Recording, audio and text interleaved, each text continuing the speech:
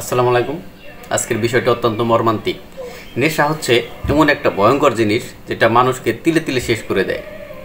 যেটা তার নিজের বিবেক, বুদ্ধি, পারিবারিক, সামাজিক সকল কিছুর ঊর্ধ্বে তাকে নিয়ে যায়। যেটা তাকে মানে যে কোনো ধরনের অপকর্ম করতে, পাপ কাজ করতে তাকে বিবেকটা আর জাগ্রত থাকে না, সজাগ থাকে না। আজকে নেশার কবলে পড়ে যেটা বোঝা যাইতেছে যে তরুণীকে গর্তে ঢুকিয়ে পুড়িয়ে হত্যা, তারপরেরটুকু হচ্ছে যুবলীগ নেতার ছেলে। যেমন আজকে তো এমনি তো আওয়ামী লীগ এখন দেশে নাই, তারা বিতর্কিত, তাদের বহুত কিছু হইলেই আওয়ামী লীগের সমস্যা। যাই হোক, আজকে যে ঘটনাটা ঘটাইছে ব্রাহ্মণবাড়িয়ায়, তো ওনার পিতা হলো আওয়ামী লীগের বা যুবলীগের আওয়ামী লীগ, ছাত্রলীগ সব তো একটাই, ঠিক আছে, যুবলীগের সাধারণ সম্পাদক ছিলেন। তাও ঘটনাটা বাংলাদেশের যেটা ভয়ঙ্কর জেলা, সেটা সবাই চেনে যে ভারত আইলেও জানে ব্রাহ্মণবাড়িয়া আগে দখল করতে আসে। ব্রাহ্মণবাড়িয়ায় আখাউড়ায় গর্তে ঢুকে এক তরুণীকে পুড়িয়ে হত্যা করা হয়েছে। এই ঘটনাস্থলে উপস্থিত ফারহান রনি নামে এক যুবককে আটক করেছে পুলিশ। তো মঙ্গলবার 24 ডিসেম্বর সকাল 7টায় উপজেলার গজারি বাজার এলাকায় এই মর্মান্তিক ঘটনা ঘটে। ফারহান রনি উপজেলার দক্ষিণ ইউনিয়ন যুবলীগের সাধারণ সম্পাদক শাহনাজ ভূঁইয়ার ছেলে। তিনি চিহ্নিত মাদক কারবারি। তো এই জায়গায় বড় একটা সমস্যা আছে, যেটা আমাদের সামাজিক সমস্যা, যে কারো বাবা যদি রাজনীতি করে বড় পদে থাকে, তার উচিত হচ্ছে সামাজিকভাবে যেন তার দলের কোনো মান হানি না ঘটে এমন কিছু কাজ করা। তার ছেলে যদি মাদক ব্যবসা করে, আওয়ামী লীগ না, যদি বিএনপির কোনো ছেলে যদি মাদক ব্যবসা করে, কোনো সন্ত্রাসী করে বা রাজনৈতিক কর্মকাণ্ডে জড়িত থাকা অবস্থায় কোনো কিছু করে, তাহলে সেটা সার্বিকভাবে দলের জন্য ক্ষতিকর, সংগঠনের জন্য দুর্নাম বয়ে আনে।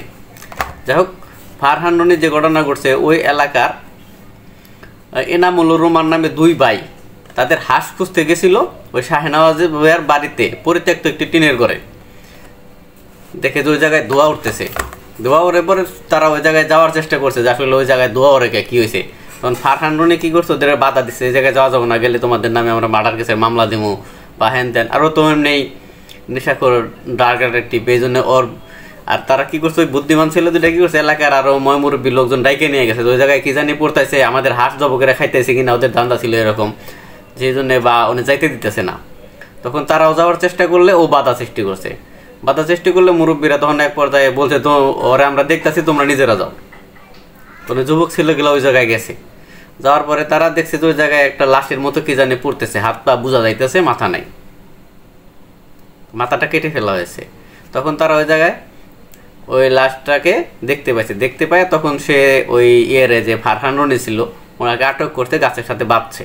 ভাই তখন এলাকার লোকজনের খবর যে সবাই দেখছে, ওই মুহূর্তে পুলিশকে খবর দিছে, পুলিশরা তখন ওই জায়গায় চলে আসছে। তবে হাত পা না থাকায় নাকি বোঝা যাচ্ছিল না, যে মাথা না থাকায় বুঝতে পারছিল না যে ছেলে না মেয়ে, পুড়ে গেছে যেহেতু লাশটা, তাই কিন্তু তারা নাকি হাতে চুরি দেখতে পাইছে। একজন সুস্থ মানুষের পক্ষে, নেশার কথাটা এই কারণে বলছি, কারণ একজন সুস্থ মানুষের পক্ষে কখনোই একজন মানুষকে মেরে ফেলা সম্ভব না। আপনার সাথে যদি কারোর সাথে ঝগড়া হয়, কারোর সাথে বিবাদ হয়, বা কারোর সাথে আপনার মনোমালিন্য হয়, আপনি কি করবেন? একজন সুস্থ মানুষ হিসেবে আপনি তার সাথে কথা বলা বাদ দিয়ে দিবেন, তার সাথে দেখা বলা বাদ দিয়ে দিবেন, বা তারা এক রাস্তায় দেখলে আপনি অন্য রাস্তাতে চলে যাবেন। এটাই সাধারণত হয়।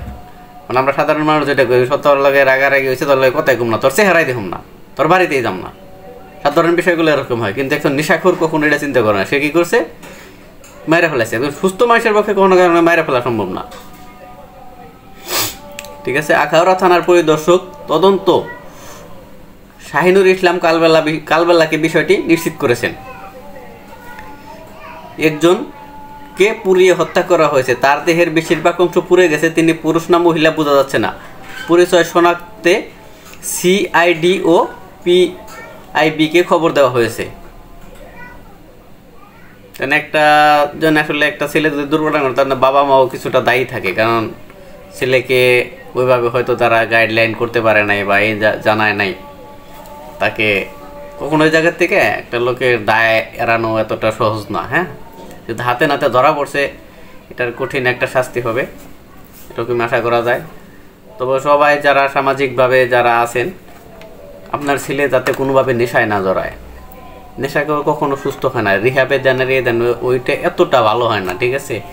এরা যাতে নেশার পথে না যায় সে দিকটাই, এই জন্য ছেলে মেয়েদের সাথে পর্যাপ্ত সময় দেওয়া উচিত। তাদের সাথে ওইভাবে কোনো একটা কাজের মধ্যে ঢুকিয়ে দেওয়া উচিত।